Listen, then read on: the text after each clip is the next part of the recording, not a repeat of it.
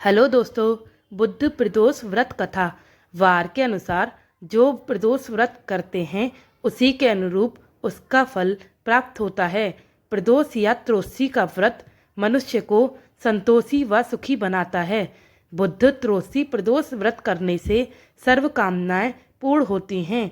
इस व्रत में हरी वस्तुओं का प्रयोग करना चाहिए।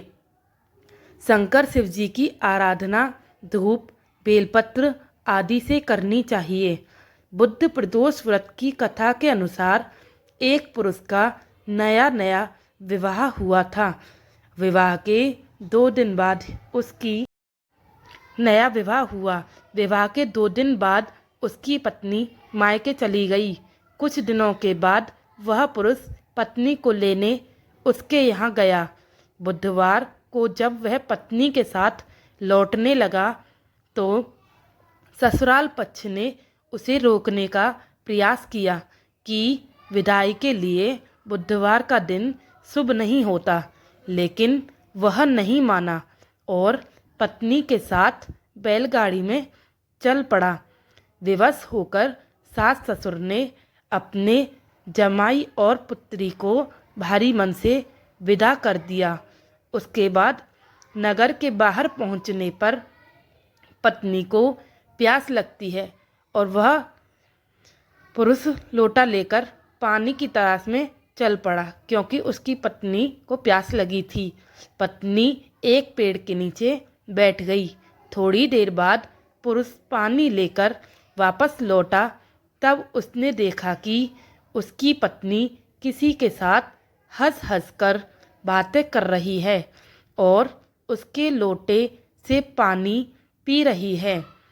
जब उसने यह देखा तो उसको क्रोध आ गया। वह निकट पहुंचा तो उसके आश्चर्य का कोई ठिकाना ना रहा, क्योंकि उस आदमी की सूरत उसी के पति की भांति थी। पत्नी भी सोच में पड़ गई। दोनों पुरुष झगड़ने लगे। धीरे धीरे वहाँ काफ़ी भीड़ एकत्रित हो गई और भीड़ को देखकर सिपाही भी आ गए। हमशक्ल आदमियों को देख वे भी आश्चर्य में पड़ गए।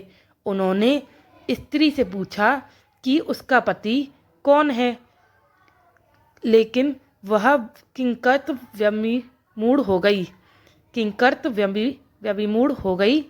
तब वह पुरुष शंकर भगवान से प्रार्थना करने लगा, हे भगवान, हमारी रक्षा करें। मुझसे बड़ी भूल हुई है कि मैंने सास ससुर की बात नहीं मानी और बुधवार को पत्नी को विदा करा लिया। मैं भविष्य में ऐसा कदापि नहीं करूँगा। जैसे ही उसकी प्रार्थना पूरी हुई, दूसरा पुरुष अंतर्ध्यान हो गया। पति पत्नी सकुशल अपने घर पहुँच गए। उस दिन के बाद से ही पति पत्नी नियम पूर्वक बुद्ध त्रोसी प्रदोष का व्रत रखने लगे। अतः बुद्ध त्रोसी का व्रत हर मनुष्य को करना चाहिए। बहुत बहुत धन्यवाद।